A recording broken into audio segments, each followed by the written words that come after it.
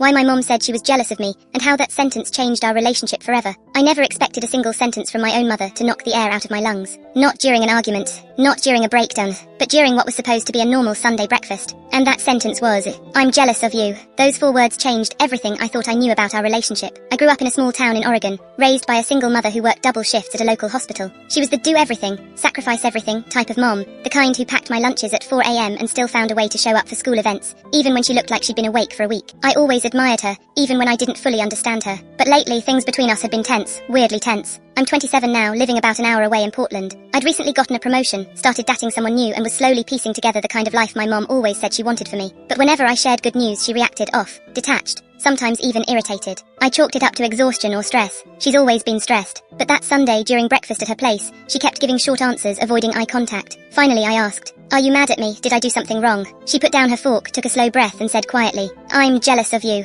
I froze. My mom's jealous of me. I thought she was joking, but the way her voice cracked told me she was. She continued, "You're living the life I always wanted. Freedom, choices, opportunities, time. When I was your age, I was already buried in bills and diapers, working 2 jobs just to keep us from losing the apartment. I love you, you know I do, but sometimes I can't help feeling jealous of what you get to have." She looked ashamed, like she'd just admitted to a crime. I didn't know what to say. No one prepares you for the moment you realize your parent is a whole human being with dreams that didn't come true. She kept going. "When you tell me you're traveling, or you got a bonus, or you're going out with friends, I get happy for you. I really do. But there's this tiny part of me that aches, because I never got any of that. I never even got the chance." Her voice cracked again, and suddenly I wasn't angry or confused anymore. I was heartbroken. I reached across the table and held her hand. "Mom, none of what I have now erases what you gave me. I'm able to build this life because of you." She shook her head. "I know, but it's hard. It's hard watching you live a life I didn't get to live." It took me weeks to fully process what she said. At first, I felt guilty, like my happiness was somehow hurting her. But then something shifted between us. For the first time, we started having real conversations. Not mother-to-child lectures, not quick catch-up calls, but actual vulnerable talks about her past and her future.